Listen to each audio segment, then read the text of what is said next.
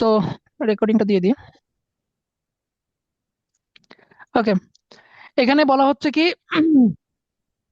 প্রথমে special point বলা হচ্ছে 3 নম্বর অঙ্কে। তো আমরা 3 নম্বর অঙ্কে কোনো স্পেশাল পয়েন্ট পড়বো না।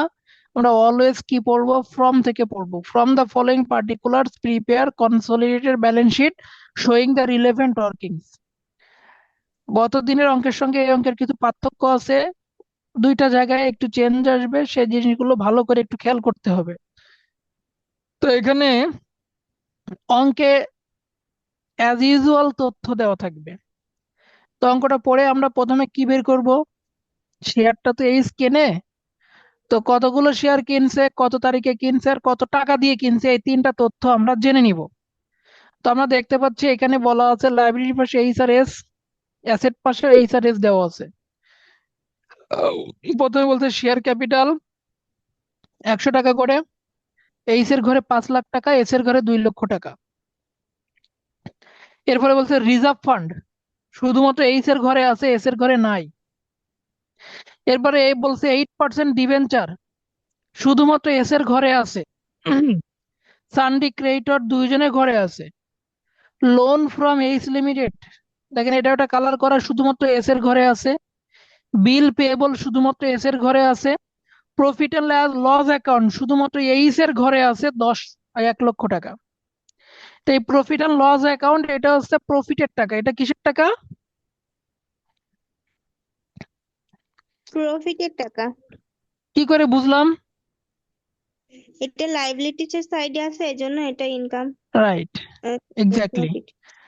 ডান দিকে প্ল্যান্ট অ্যান্ড মেশিনারি আছে দুইজনের ঘরে, স্টক আছে দুইজনের ঘরে, 8% ডিবেঞ্চার শুধুমাত্র এইচ এর ঘরে আছে। দেখেন 8% ডিবেঞ্চার বাম পাশে এস এর ঘরে ছিল না 80,000 টাকা? হ্যাঁ। ছিল। হ্যাঁ ডান ভাই, পাশে ছিল। কার ঘরে আছে? এইচ এর ঘরে আছে। তাহলে এই জিনিসটার সলিউশন এখনই হয়ে যাবে।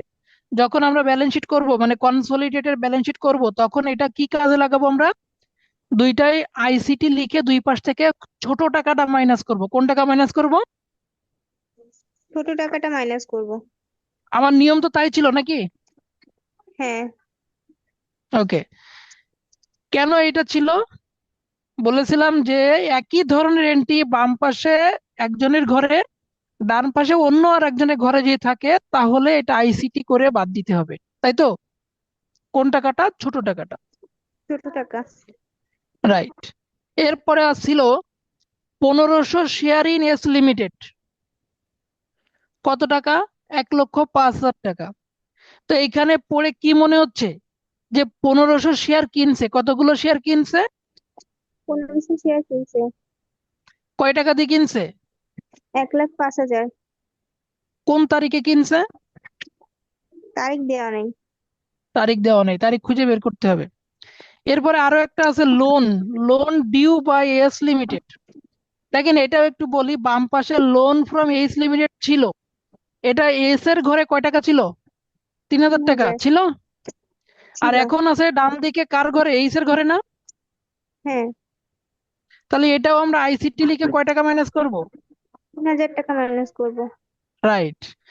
এখন এইটার জন্য যদি সমন্বয় থাকে, তাহলে মাঝে মাঝে এটা একটু চেঞ্জ হয়, যে সমন্বয়ের বিষয়টা আমি বুঝাবো, সমস্যা নাই। আর সমন্বয় না থাকলে কিন্তু এটাই সলিউশন। কি সলিউশন? দুই পাশ থেকেই আইসিটি লিখে কয় টাকা মাইনাস করতে হবে? 3,000 টাকা মাইনাস করতে হবে, ঠিক আছে? হ্যাঁ ভাই। এরপর আছে ডেপ্টরস। দেখেন ডেপ্টরস কয়জনের ঘরে আছে? দুজনের ঘরেই আছে। বাম পাশে ক্রেডিটরস কয়জনের ঘরে ছিল? সানডি ক্রেডিটর কয়জনের ঘরে ছিল? দুজনের ঘরেই আছে। তাহলে ক্রেডিটরস তো দুইজনের ঘরে, ডেপ্টরস তো দুইজনের ঘরে। যদি এরকম থাকে, তাহলে সমন্বয়ে না বলা পর্যন্ত এখান থেকে কোনো আইসিটি মাইনাস হবে না। সমন্বয়ে যদি থাকে তাহলে মাইনাস হবে, না হলে মাইনাস হবে না, তাই তো? হ্যাঁ ভাই। ওকে। এরপরে আছে বিল রিসিভেবল। দেখেন বাম পাশে বিল পেয়েবল ছিল 10,000 টাকা, ডান পাশে বিল রিসিভেবল 4,000 টাকা। বলেন আইসিটি হবে কত? 4,000 টাকা হবে। 4,000 টাকা আইসিটি লিখে মাইনাস করব। কথা বুঝতেছেন তো যে কজন আছেন? আজকে তো অনেক কম। হ্যাঁ ভাই, বুঝছি। ওকে, এই জিনিসগুলো আগেই শিখানো হয়েছে। এখন আমরা যত অঙ্ক করব এরকম এন্ট্রি থাকবে, এইগুলো সলিউশন আমরা যেভাবে জানি সেভাবে করব। এরপরে যে অ্যাডভার্টাইজমেন্ট ক্যারিড ওভার, এটা দেখেন এস এর ঘরে আছে শুধু একটাই, বাম পাশে কোথাও ছিল না, শুধু ডান পাশে আছে, তাহলে এটা অ্যাসেট দিকে সরাসরি বসে যাবে। ক্যাশ অ্যাট ব্যাংক, এটা অ্যাসেট দিকে সরাসরি বসে যাবে, কারণ এর জন্য কোনো আর কিছু থাকার সম্ভাবনা নেই, কারণ বাম পাশেও তো আমার কোনো কিছু থাকার পসিবিলিটিস নাই। ক্যাশ কে আর বাম পাশে থাকে? না ভাই। ওকে, এরপরে যে কথাটা বলছে প্রফিট অ্যান্ড লস অ্যাকাউন্ট দিয়ে, এইচ এর ঘরে না, এবার এস এর ঘরে আছে 1 লক্ষ টাকা। কার ঘরে আছে? এস এর ঘরে। এই জিনিসটা কি? এটা হচ্ছে এস এর লস। এটা কি? এস এর লস। এস এর লস। কোন তারিখে এস এর লস? এটা ডিসেম্বর 31 তারিখে এস এর লসের ব্যালেন্স কত টাকা? 1 লক্ষ টাকা। কথা কি বোঝা গেল? হ্যাঁ ভাই। মানে বছরের শেষ তারিখে এস এর লস কত টাকা ব্যালেন্স আছে? 1 লক্ষ টাকা। 1 লক্ষ টাকা। এটা হলো ওকে। লস কি করে বুঝলাম? অ্যাসেট দিকে আছে তাই লস। এবার সমন্বয়ে পড়বো। সমন্বয়ে আমাকে 1 নাম্বার পড়তে হবে কেন? কারণ এখনো কত তারিখে শেয়ার কিনছে এটা পাওয়া যায় নাই। H limited acquired the share in S limited on 1 July 2013। বলেন কত তারিখে শেয়ারটা কিনেছে আজকে? জুলাইয়ের 1 তারিখে। জুলাইয়ের 1 তারিখে। কিন্তু এর আগে আমরা যতগুলো অঙ্ক করেছি প্রত্যেকটা অঙ্কে শেয়ার কিনছিল কখন? ডিসেম্বর জানুয়ারি এক মাসে। তারিখে জানুয়ারি জানুয়ারি। 1 তারিখে বছরের শুরুতে। দেখেন হুম। অঙ্ক করেন আর না করেন, যে অঙ্কটা করাচ্ছি প্রতিদিন সেই অঙ্কটা দেখবেন, তাহলে আপনাদের এই সিস্টেম গুলো ক্লিয়ার হয়ে যাবে। এর সঙ্গে আরো কিছু কথা বলছি কি এন্ড দিয়ে, অন 1/1/2013 মানে বছরের শুরুতে the profit and loss account showed a debit balance 1,60,000 টাকা। তো এখানে আরো অনেক কথা বলছিল যেটা আমি এখন আর পড়বো না, এটা থাকলো এইভাবে। আমি প্রথমে ওয়ার্কিং অনে চলে যাব। ওয়ার্কিং অনের নাম কি? Calculation of holding ratio. বলেন হোল্ডিং রেশিও করতে গেলে প্রথমে আমরা কি কি লিখতাম? H limited is to S limited, তাই তো? হ্যাঁ। লিখে হেয়ার দিয়ে কার শেয়ার বের করি আমরা সর্বপ্রথম? এস এর শেয়ার বের করি। তাহলে number of share for S limited, তাহলে এস এর ক্যাপিটাল ছিল 2 লক্ষ টাকা, এক একটা শেয়ারের মূল্য ছিল 100 টাকা, ভাগ করলে শেয়ারের সংখ্যা পাওয়া গেল 2000। কতগুলো শেয়ার? 2000। এইখান থেকে এইচ কিনে নিছিল কতগুলো? 1500 কিনছিল। তাহলে এইচ এর নিচে আমি বসালাম 1500, আর এস এর কাছে থাকলো কতগুলো? 2000 2000। মাইনাস 1500। তার মানে 1500 × 500, 3:1। 3:, অন। আমার রেশিও বের করা নিয়ে কারো কোনো প্রবলেম? প্রত্যেকটা অঙ্কে একই রকম, কোনো চেঞ্জ পাচ্ছেন রেশিও? না ভাই। ওকে, এরপরে কি বলছে? এরপরে 2 নাম্বার, কথা কি শোনা যাচ্ছে? হ্যাঁ ভাই, শোনা যাচ্ছে। Calculation of current year profitably loss, এটা কার জন্য? এস এর জন্য। এস এর জন্য। তো কারেন্ট ইয়ার প্রফিট বা লস এর আগে আমরা যতগুলো অঙ্ক করেছিলাম প্রত্যেকটা অঙ্কে আমার সরাসরি বলা ছিল যে প্রফিট ফর দ্য ইয়ার এত টাকা, বা প্রফিট ফর 2013 এত টাকা, বা লস ফর দ্য ইয়ার এত টাকা, সরাসরি আমরা পেয়েছিলাম।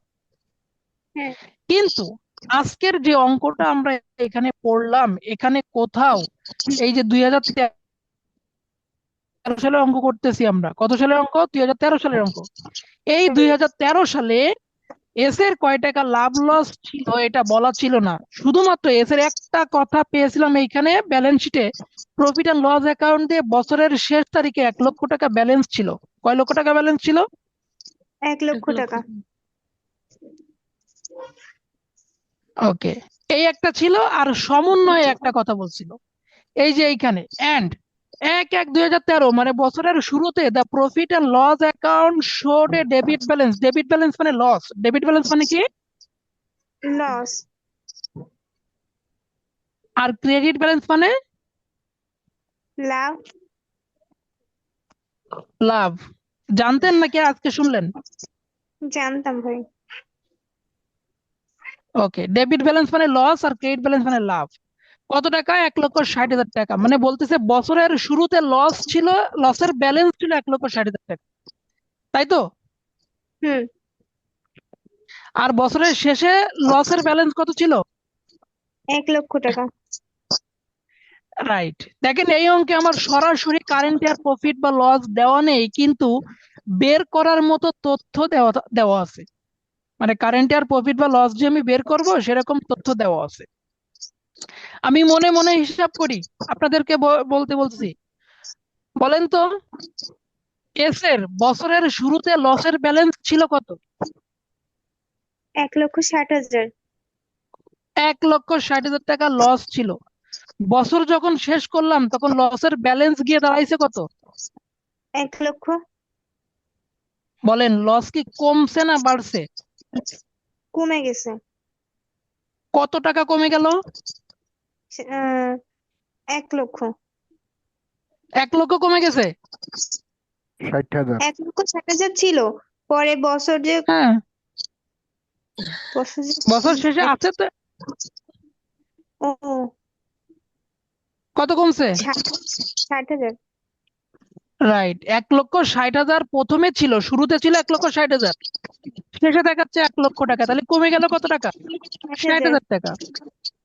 তাহলে দেখেন, এই যে 60,000 আমি বের করলাম কি করে? 1,60,000 থেকে 1,00,000 টাকা মাইনাস করে, তাই না? হুম। তাহলে এই যে 1,60,000 থেকে 1,00,000 টাকা মাইনাস করে যে 60,000 টাকা বের করলাম, তার মানে এটা লস কমে গেল। লসটা কেন কমলো? এই বছর আছে লসটা 60,000 টাকা লাভ হয়েছে। এই বছরে প্রফিট এক্স্যাক্টলি, হয়েছে এজন্য হয়তো। এক্স্যাক্টলি এই বছরে ওই 60,000 টাকা লাভ হয়েছে বিধায় আমার লসটা কমে গেছে, তাই তো? আমি কি বুঝাতে পারছি কথা? হ্যাঁ ভাই, বুঝছি। যদি এরকম থাকতো যে বছর শেষে কোনো লাভ লস নেই, পুরো জিরো, তখন আমার এই বছরে লাভ হয়েছে কত টাকা? বছর শুরুতে কোনো লাভই তো হয়নি। কেন? বছরের শুরুতে 1,60,000 টাকা লস ছিল, কিন্তু বছর শেষে জিরো, কোনো লাভ লস নেই তাই বলছে। তাহলে এই বছর লাভ লস তো হলো কত? 1,60,000। 1,60,000 টাকা, কারণ লস যেটা ছিল সেটা তো কমে গেছে আমার। সেটা হুম। কমে গেছে না? তাই হ্যাঁ। লস যেটা ছিল ওটা কমে যাওয়া মানে ওইটা প্রফিট না হলে তো লস কমবে না, তাই না? হুম। এইটাই। তাহলে আমরা কারেন্ট ইয়ার প্রফিট পেয়ে গেলাম কিন্তু 60,000 টাকা এই অঙ্কে। আমরা এই জিনিসটাই আমরা লিখে বের করব। তাহলে আমি এখান থেকে অলরেডি কিন্তু লিখে ফেলছি। কিভাবে? আপনারা বললেন তাই। কেমন? এই যে 1,60,000 টাকা থেকে 1,00,000 টাকা মাইনাস করে 60,000 টাকা কারেন্ট ইয়ার প্রফিট বের করে ফেলছেন। তাহলে 1,00,000 টাকা কোন তারিখের টাকা? এটা হচ্ছে ডিসেম্বরে। জানুয়ারি 1 তারিখের টাকা। ভাই এই যে এখানে 1,60,000 তো জানুয়ারির টাকা। আর এক আমি লক্ষ তো হচ্ছে সেটাই বছরের বললাম। শেষে। আমি সেটাই জিজ্ঞাসা করছি, 1,60,000 টাকা কোন তারিখের টাকা? বছরের শুরুর। তাহলে আমি লিখবো লস অন 1/1/2013, 1,60,000 লিখে মাইনাস করবো লস অন 31/12/2013, 1,00,000 টাকা। কথা কি ঠিক আছে? তাহলে 60,000 টাকা কারেন্ট প্রফিট। এই যে 2 নম্বর দেখেন, লস অন 1/1/2013, 1,60,000 টাকা, লেস লস অন 31/12/2013, 1,00,000 টাকা। তাহলে থাকে হচ্ছে 60,000 টাকা, এটাই কারেন্ট ইয়ার প্রফিট। আমি কি বিষয়টা বুঝাতে পারছি? হ্যাঁ ভাই, বুঝছি। এবার আপনাদের কাছে আমরা একটা ছোট্ট কোশ্চেনটা করি। বছরের শুরুতে লস ছিল 1,60,000 টাকা, কিন্তু বছরের শেষে মনে করেন এই যে লসটা দেওয়া আছে 1,00,000 টাকা, এইটা লস পাশে না থেকে মনে করেন অ্যাসেট দিকে না থেকে দায় পাশে থাকতো। এই 1,00,000 টাকা যদি অ্যাসেট দিকে না থেকে যদি দায় পাশে থাকতো, এই জায়গাটাই থাকতো, তাহলে এটা হতো প্রফিট। এটা কি হতো? প্রফিট। তখন আমার কোশ্চেন হচ্ছে এই বছরে লাভ লস হলো কত? ভাই তাহলে বছরের শুরু থেকে 1,60,000 টাকা লস ছিল, বছরের শেষে গিয়ে দেখতেছি 1,00,000 টাকা প্রফিট আছে, ব্যালেন্স আছে। তাহলে এই বছরে কয় টাকা লাভ লস হলো? 2,60,000। 2,60,000 টাকা। Thank you. কারণ প্রথম ভাইয়া 1,60,000 টাকা জিরো হবে, মানে ওটা নীল হুম হবে, তারপরে 1 লক্ষ টাকা প্রফিট হবে, তাই না? হুম তার মানে আমার ঠিক 1,60,000 টাকা প্রথমে প্রফিট হওয়ার পরে আমি জিরো পাবো, তারপরে আরো হুম 1 লক্ষ টাকা প্রফিট হওয়ার পরে আমি প্রফিটের ব্যালেন্স পাবো। তাহলে মোট হচ্ছে 2,60,000 টাকা প্রফিট হবে। হুম ঠিক আছে বিষয়টা? হুম মুক্তা, ভাই আর একবার বলবেন? তোমাকে প্রথম যে কোশ্চেনটা করেছিলাম, যে মনে করো বছরের শুরুতে 1,60,000 টাকা প্রফিট লস আছে, হ্যাঁ বছরের শেষে আছে জিরো, তাহলে কয় টাকা লাভ লস হলো? 1,60,000 টাকা লাভ হয়েছে। তাহলে এবার জিরো না থেকে সেখানে যদি 1 লাখ টাকা প্রফিট থাকে, তাহলে তোমার প্রফিট আরো 1 লাখ বাড়লো না? হুম হ্যাঁ, তাহলে কত হলো? তাহলে 2,60,000। কথা কি বুঝাতে পারছি? হ্যাঁ, বুঝছি এখন। তাহলে আমি তখন কি করতাম, এই জায়গাটায় যোগ করে দিতাম, লেস না লিখে কি করতাম, অ্যাড হ্যাঁ, প্রফিট অন 31/12/13 লিখে 1 লক্ষ টাকা যোগ করে দিতাম, তাই তো? হ্যাঁ, তারপর মনে রাখতে হবে যে এরকম বছরের শুরুতে একটা প্রফিট বা লসের ব্যালেন্স থাকবে, আর শেষে একটা প্রফিট বা লসের ব্যালেন্স থাকবে। এইটা যোগ বিয়োগ করে আমরা কারেন্ট ইয়ার প্রফিট বের করে নিতে পারবো, যদি সরাসরি কারেন্ট ইয়ার প্রফিট দেওয়া না থাকে। কথা ক্লিয়ার? হ্যাঁ। ওকে, তাহলে 2 নম্বর ওয়ার্কিং আমার হয়ে গেল। এখানে ছোট্ট করে একটা ইয়ে দেওয়া ছিল, তো এইটা আমি এখন বলতেছি না, যেহেতু সহজে আপনারা বুঝছেন, সেহেতু এই জন্য এটার দিকে আর খেয়াল করার দরকার নেই। এবার নিচে আসেন, ওয়ার্কিং 3 ক্যালকুলেশন অফ কি ছিল, ক্যাপিটাল প্রফিট অবলিক লস। তো আর ওয়ার্কিং 5 কি ছিল, রেভিনিউ প্রফিট অবলিক লস, তাই তো? লস। তাহলে আমরা সেইভাবে চিন্তা করি যে বছরের যে তারিখে শেয়ার কিনছে, শেয়ার ক্রয়ের আগের যত লাভ লস সেটা ক্যাপিটাল প্রফিট বা লস নাকি? হ্যাঁ, আর পরেরটা হচ্ছে আর শেয়ার ক্রয়ের পরের টুকু হচ্ছে রেভিনিউ প্রফিট বা লস। আচ্ছা, আমরা এটা চিন্তা করি আগে, শেয়ারটা কিনছে কবে বলেন? জুলাই 1 তারিখে। আহ, কোন 1 তারিখে? অঙ্ক জুলাই ছিল পড়ার না? সময় কিন্তু আমি বলেছিলাম এই 3টা প্রশ্নের উত্তর কিন্তু পড়ে নিয়ে বুঝে নিয়ে তারপরে, মানে আমি, মনে করেন কি, আপনি ঢাকা থেকে খুলনায় আসবেন, তো আপনি গাড়ি পাইলেই তো উঠে যাবেন না নাকি? বাস পাইলে কি না, উঠে যাবেন?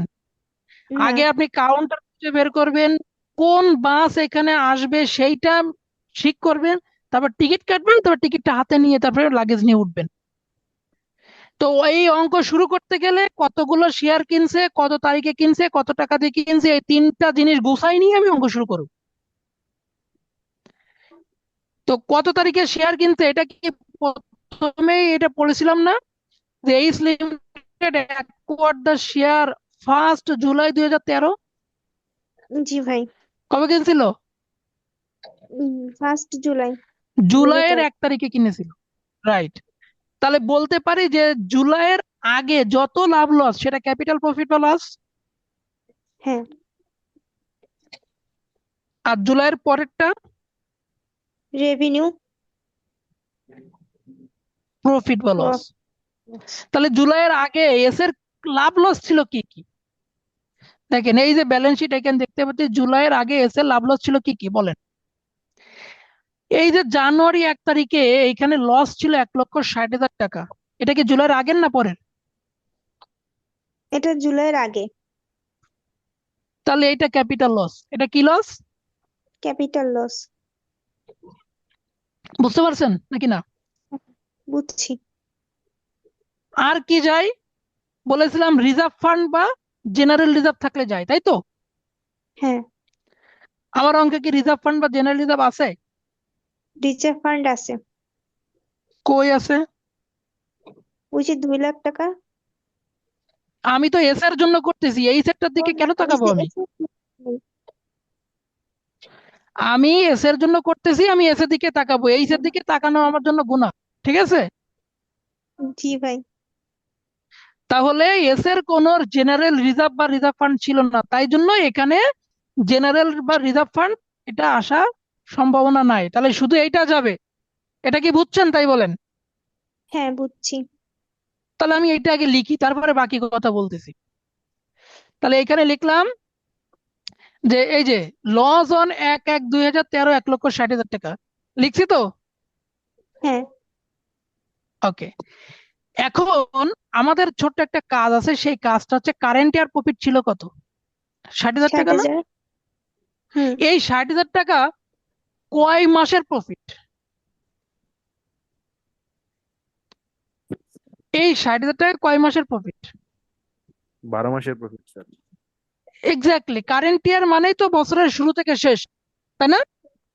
হ্যাঁ, হুম রাইট, তার মানে জানুয়ারি 1 থেকে ডিসেম্বর 31, এই 12 মাসের প্রফিট হলো এই 60,000 টাকা। আচ্ছা, এই 12 মাসকে যদি আমি দুইটা ভাগে ভাগ করি, মানে ওই যে জুলাইয়ের পরে 6 মাস আর জুলাইয়ের আগে 6 মাস, এটা কি দুই ভাগে ভাগ করা যায়?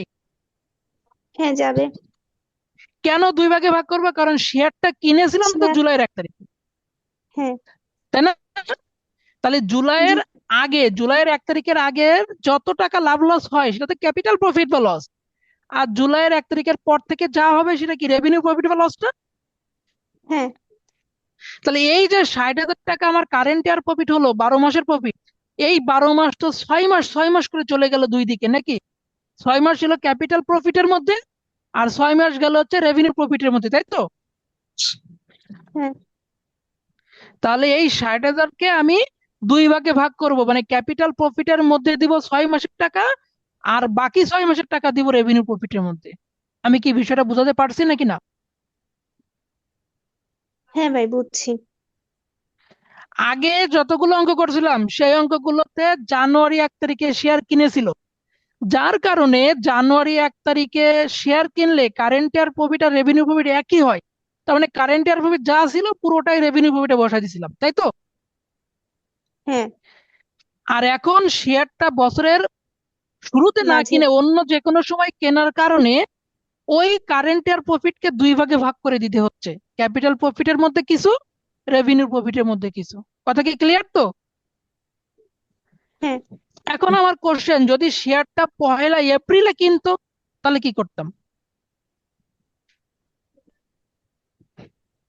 দ্রুত বলবেন।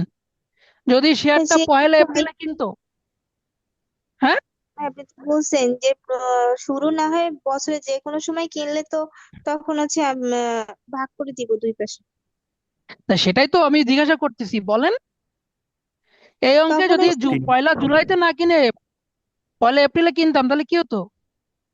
সেম ভাবে ভাগ স্যার করে 3 মাস দিতাম ক্যাপিটাল ক্যাপিটাল। প্রফিট, আরে 9 সেম মাস ভাবে কি করে রেভিনিউ হয়? প্রফিট। ওখানে তো 6 মাস 6 মাস, এখানে সেম হয় কিভাবে মুক্তা? জি ভাই। 1 জুলাইতে কেনা আর 1 এপ্রিলে কেনা কি সেম জিনিস? না। 1 এপ্রিলে কিনলে শেয়ার ক্রয়ের আগে 3 মাস হচ্ছে, আর শেয়ার ক্রয়ের পরে হচ্ছে 9 মাস। আর 1 জুলাইতে কিনলে শেয়ার ক্রয়ের আগে 6 মাস, পরে 6 মাস। তাহলে কি সেম হলো বিষয়টা? ও ভাই, এখন বুঝছি।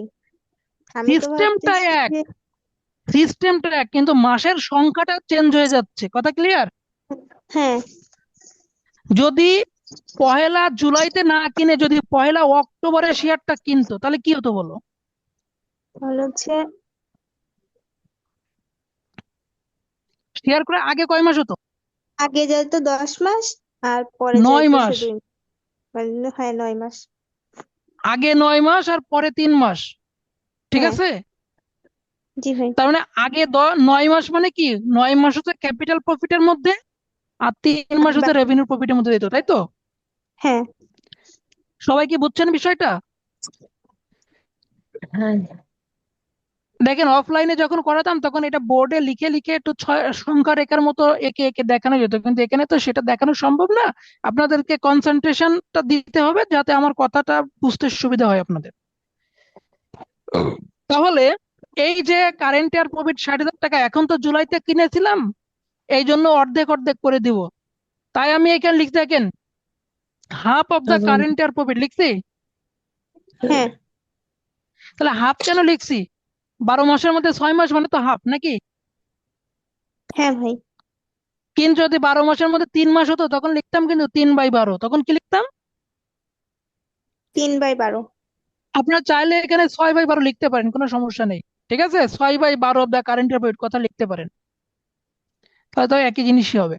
তাহলে এখন দেখেন, এই 60,000 টাকা কি কারেন্ট ইয়ার প্রফিট ছিল না লস ছিল? প্রফিট ছিল। তাহলে এর অর্ধেক মানে তো 30,000 টাকা, সেটাও তো প্রফিট নাকি? হ্যাঁ, তাহলে এই যে 1,60,000 টাকা আমি লিখছিলাম কারেন্ট ইয়ার লস, মানে এই যে বছরের শুরু লস, তাহলে এটা কি ক্যাপিটাল লস না এটা? Capital loss. আর 30,000 টাকা তো প্রফিট। তাহলে দুটো হ্যাঁ, মিলে আমার ব্যালেন্স কত হবে? দুটো মিলে যোগ বিয়োগ করতে কি যোগ করতে হবে না বিয়োগ করতে হবে? বিয়োগ করতে হবে। রাইট, কারণ লস থেকে প্রফিটটা মাইনাস করলে আমার লস থাকে 1,30,000 টাকা। কি থাকে? 1,30,000 টাকা। লস থাকে। তাহলে এটার নাম ক্যাপিটাল লস। কিন্তু যদি এখানে আমার প্রফিট থাকতো তাহলে নাম হতো ক্যাপিটাল প্রফিট, তাই তো? হ্যাঁ,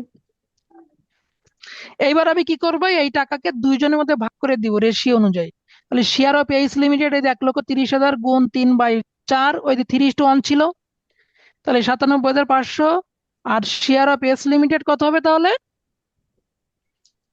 এখানে একটু স্পেস কি বেশি হয়ে গেল। শেয়ার অফ এস লিমিটেড কত? 1,30,000 গুণ 1/4। গুণ 1/4, তার মানে 32,500 টাকা। এবার আসেন, কি বলছিল?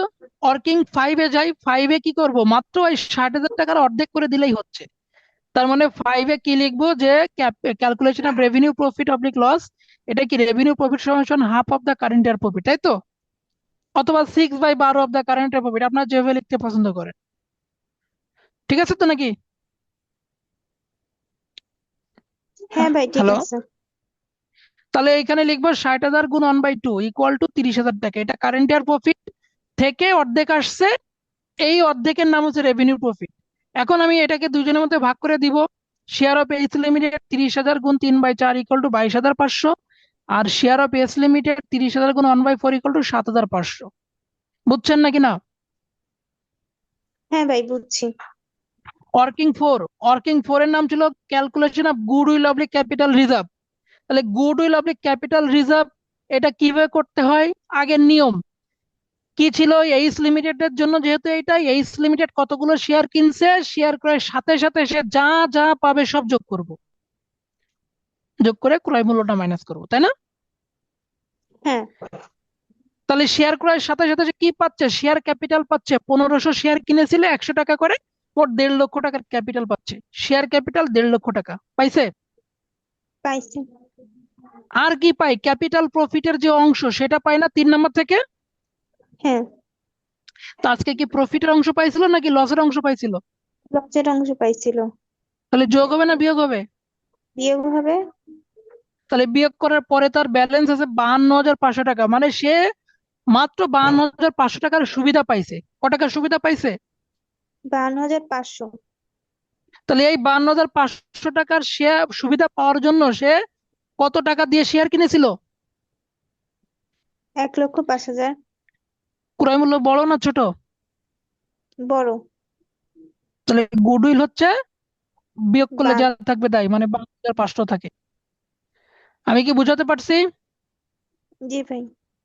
যদি ক্রয় মূল্য ছোট হতো কি নাম হতো? তখন হচ্ছে ক্যাপিটাল রিজার্ভ হতো। Good. 6 number, calculation of minority interest. এটা এস এর জন্য কি বলেছিলাম? এস এর কাছে যতগুলো শেয়ার অবশিষ্ট আছে ওই সব শেয়ারের পাবে। জন্য সে যা দেবে সব সব এক জায়গায় নিয়ে আসবো। ঠিক আছে? হ্যাঁ, তাহলে কি শেয়ার ক্যাপিটাল 500 গুণ 150,000 টাকা। আর ওই যে ক্যাপিটাল লস, তাই তো, 3 নম্বর থেকে হ্যাঁ, 32,500 টাকা ছিল, সেটা আমি বিয়োগ করতে হবে। আর 5 নম্বর থেকে রেভিনিউ প্রফিটের অংশ পাইছে 7,500, তাহলে 25,000 টাকা হলো। কত টাকা হলো? 25,000।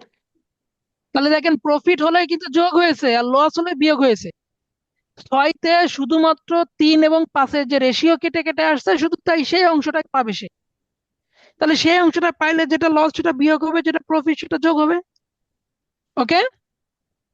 হ্যাঁ দেখেন প্রত্যেকদিন একই রকম হচ্ছে কিনা। আজকে দেখেন চেঞ্জ ভাই। ছিল, কিন্তু আমার ওই 3 নাম্বার, 2 নাম্বার এবং 3 নাম্বার চেঞ্জ হওয়ার কারণে 5 নাম্বারে অল্প একটু চেঞ্জ আসছে। আর সব তো একই রকম নাকি? সিস্টেম সব সেম না? সেম। 7 নাম্বার কি ছিল? Calculation of unrealise profit. তাহলে আনরিয়ালাইজ সম্বন্ধে কি বলেছিলাম বলেন তো হবে যে দুইজনের মধ্যে পণ্য ক্রয় বিক্রয় হচ্ছে কিনা। এই যে 2 নাম্বার সমন্বয় দেখেন, আমি পড়তেছি আপনারা দেখেন। Sundry creditor of S limited include 25,000 টাকা for goods supplied by S limited, এতটুকু পয়েন্ট আগে। এই যে sundry creditor of S, S এর সানডি ক্রেডিটরের মধ্যে ক টাকা অন্তর্ভুক্ত করা আছে? 25,000। যেটা সে এইস এর কাছ থেকে পণ্য কিনেছে, তাই তো? এই হ্যাঁ কথা বলার কারণে সানডি ক্রেডিটরস এবং সানডি ডেপ্টর ছিল না উপরে? ছিল। দুই পাশ থেকে আইসিটি করব 25,000 টাকা, দুই পাশ থেকে আইসিটি করব কত টাকা? 25,000। কেন করব? বলে দিচ্ছে এই যে সানডি ক্রেডিটরস অফ এস লিমিটেড ইনক্লুড 25,000 টাকা, যেটা সে এইস এর কাছ থেকে কিনেছে, এটা বলেছিল। হ্যাঁ তাহলে এস কিনেছিল তাই সানডি ক্রেডিটরের মধ্যে আছে, আর এইস বিক্রি করেছিল তাই সানডি ডেপ্টরস এর মধ্যে আছে, কারণ বাকিতে কেনা বেচা হয়েছিল। তাহলে এই 25,000 টাকা সানডি ক্রেডিটর থেকেও আইসিটি হয়ে বাদ যাবে, সানডি ডেপ্টর থেকেও আইসিটি হয়ে বাদ যাবে। কিন্তু যদি এই কথাটা না থাকতো তাহলে কিন্তু আমার কি হতো না, আইসিটি হয়ে বাদ যেত না এই সানডি ক্রেডিটরের ডেপ্টর থেকে, ঠিক আছে? শুধু এই জিনিসটা সানডি আরেকবার একটু ক্রেডিটরের বলবেন? মধ্যে অন্তর, বুঝিনি? আরেকবার একটু বলবেন? সেটাই তো বলতেছি এখনো পর্যন্ত। সানডি ক্রেডিটরস অফ এস লিমিটেড ইনক্লুড, এই যে এস এর সানডি ক্রেডিটর মধ্যে অন্তর্ভুক্ত করা আছে, এই কথাটা বলছে মানে সানডি ক্রেডিটর থেকে মাইনাস করতে হবে 25,000 টাকা। কেন? কারণ সে এইস এর কাছ থেকে বাকিতে কিনছে 25,000 টাকার পণ্য। তাহলে এটা কি সানডি ক্রেডিটরের মধ্যে অন্তর্ভুক্ত না? হ্যাঁ এস এর। তাহলে এইস এর কার মধ্যে অন্তর্ভুক্ত? একজন যদি দেবে বলে তাহলে আর একজন পাবে, তাহলে সানডি ক্রেডিটর মানে এস বলতেছে আমার কাছে পাবে, আর এইস বাকিতে বিক্রি করছে, তাহলে এইস এর কি ডেপ্টরস না? হ্যাঁ হ্যাঁ তাহলে একজনের কাছে সানডি ক্রেডিটর আর একজনের কাছে সানডি ডেপ্টরস, ঠিক আছে? হ্যাঁ এই জন্য আমি সানডি ক্রেডিটর এবং ডেপ্টর দুই পাশ থেকে মাইনাস করবো 25,000 টাকা। কিন্তু এই যে পণ্যটা বিক্রি করছে একজন আর একজনের কাছে, এইস বিক্রি করছে এস এর কাছে 25,000 টাকায়, এইস কয় টাকা লাভ করছিল? সে লাভের কথাটা কি বলছে? Made a profit 25% on cost. কত পার্সেন্ট অন কস্ট? 25%। তাহলে কয় টাকা প্রফিট হবে? এই 25,000 টাকার উপরে 25 বা 125 টাকা গুণ দিলে প্রফিট পাওয়া যাবে, তাই কিনা? হ্যাঁ কি বলেছিলাম? অন কস্ট বললে যে পার্সেন্ট বলবে সেটা তারা গুণ, আর 100-র সঙ্গে সেটা যোগ করে ভাগ, মানে 25 বলে 25 দ্বারা গুণ, 125 দ্বারা ভাগ, 20 বললে 20 দ্বারা গুণ, 120 দ্বারা ভাগ, তাই তো? হ্যাঁ ওকে।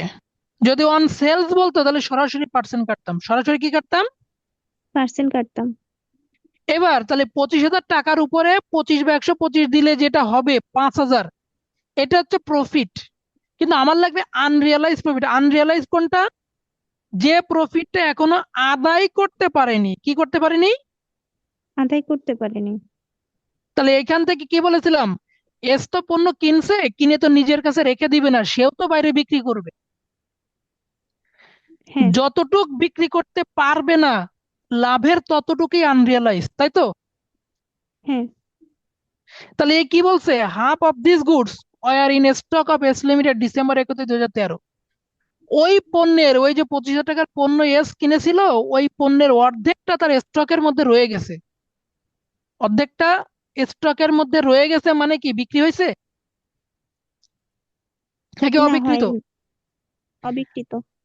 তাহলে পণ্যের যতটুকু অবিকৃত ওই লাভের টুকুই আনরিয়ালাইজ। তাহলে অর্ধেক যেহেতু অবিকৃত, তাহলে লাভের অর্ধেকটা আনরিয়ালাইজ নাকি? হ্যাঁ তাহলে আমি এইখানে চলে যাব, লিখবো আনরিয়ালাইজ প্রফিট সমান সমান 25,000 গুণ 25 বা 125 গুণ হাফ। হাফ মানে কি? অর্ধেক, যে অর্ধেক বিক্রি হয়নি সেই অর্ধেক, ঠিক আছে? তাহলে 2500 টাকা হলো। কত হলো? 2500। 8 number, PL account of H limited. এখানে কি কি যায়? 3টা জিনিস যায় সব সময়। ব্যালেন্স শিটে এইচ এর ঘরে একটা প্রফিট থাকে যেটা 1 লাখ ছিল, আর রেভিনিউ প্রফিট থেকে যেটা পাইছে অংশ সেটা যোগ হবে, আর আনরিয়ালাইজ প্রফিট মাইনাস হবে, হলো 1,20,000 টাকা। এটা প্রত্যেকটা অঙ্কে একই রকম। জি ভাই, তাহলে আমার আটটা ওয়ার্কিং কিন্তু শেষ। কটা শেষ? 8টা শেষ। এবার কি কাজ?